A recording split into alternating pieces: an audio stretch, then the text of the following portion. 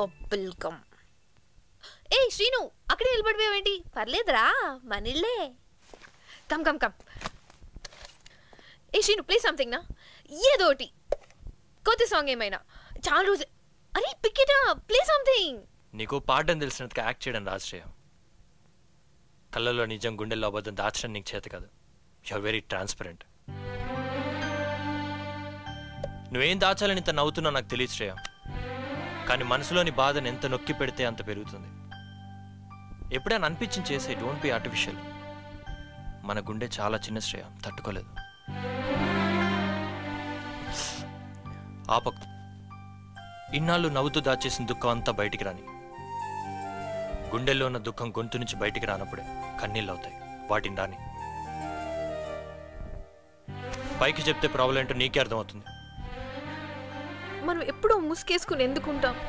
మనం ఏంటో ఎదుటి వాళ్ళకి తెలిసిపోతుందని ఎందుకు భయపడతాం? అమ్మ అనుకుంటున్నట్టు నేను ఒక సీఎన్ అవుతాను శ్రీను, డెఫినెట్గా అవుతాను. కానీ నాకు ఒక సింగర్ కూడా అవ్వాలంది. ఎందుకు శ్రీను అమ్మకు నేను నిజం చెప్పలేకపోతున్నాను? భయం. చెప్తే తిడుతుందని భయం. ఇంతకు నీ ప్రాబ్లం ఏంటి? వివేక్ గారు రేపటి నుంచి ఆఫీస్కి రావద్దన్నారు. అమ్మకి ఈ విషయం తెలిస్తే నన్ను చంపేస్తుంది. భయం వేస్తుంది శ్రీను. ఇప్పుడు ఏం చేద్దాం అనుకుంటున్నావు? చాయిస్ ఉందా? వివేక్ గారికి సారీ చెప్పి ఆఫీస్లో జాయిన్ అయిపోతా. మరి నీ డ్రీమ్ సంగతి? అదృష్టం ఉండాలి శ్రీను. అదృష్టం. That's it. అదృష్టాన్ని బ్లేమ్ చేస్తే సరిపోతుంది. అన్ని వదిలేసి పారిపోవచ్చు కదా. ఇంకేం చేయాలి? అమ్మ సంగతి నీకు తెలీదు. తెలీదు.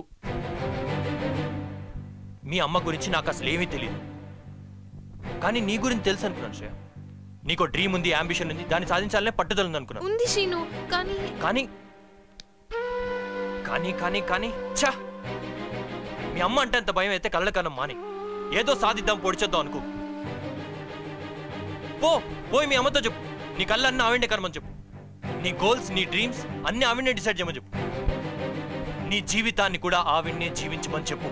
ఇంకెప్పుడు నా దగ్గరికి వచ్చి చెప్పకు. అచ్చేస్తాను మాత్రం. Shreya, remember one thing. చేతగాని వాళ్ళు కళ్ళ కరణం, చేయగలిగిన వాళ్ళు చేతులు కట్టుకొని కూర్చోవడం రెండూ ఒక్కటే. నేను ఇప్పుడు ఏం చేయను శ్రీను? మళ్ళీ అదే ప్రశ్న. నీ లైఫ్ గురించి ఎవరో ఎందుకు డిసైడ్ చేయాలి శ్రేయ? నీ లైఫ్ నీ ఇష్టం. దాన్ని ఎలా జీవించాలో చాయిస్ కూడా నీదే.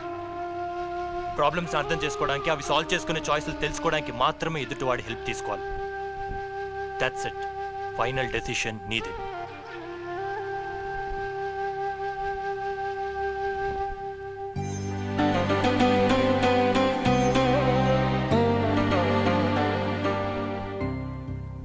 Shreya, let me tell you one thing.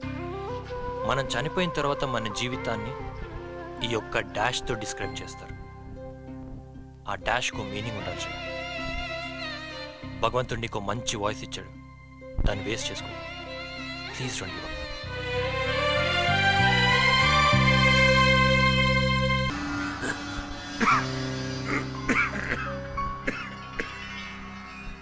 మీరు వెళ్ళండి. హాస్పిటల్కి డాక్టర్ అపాయింట్మెంట్ ఉంది, నేను తీసుకెళ్తాను. ఓకే కదా?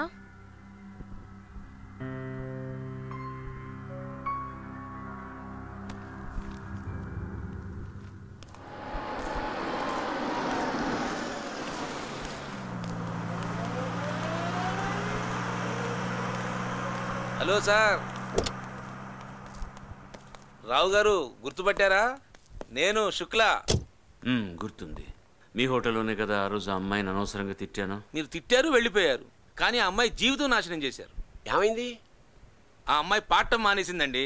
మీరనేది మీ హోటల్లో పాడడం మానేసింది? అసలు పాడటమే మానేసింది. గొప్ప స్టార్ని చేద్దాం అనుకున్నాను, మంచి భవిష్యత్తు ఉండేది. ఎనీహౌ రావు గారు, నా ఆఫర్ ఇంకా అలాగే ఉంది. శ్రేయ లేకపోతే ఇంకెవరినైనా తీసుకొస్తా.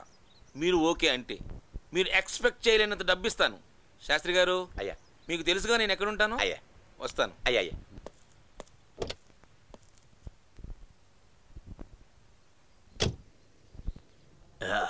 ఎన్నిసార్లు చెప్పాలి? ఇలా స్ట్రెయిన్ అయితే ఆ తర్వాత నేనేం చేయలేను. ఇమ్మీడియట్గా ఆయన అడ్మిట్ చేయండి. బట్టలు తెచ్చేసాను. డబ్బులే కాస్త ఒక వారం రోజులు ఓపిక పట్టండి.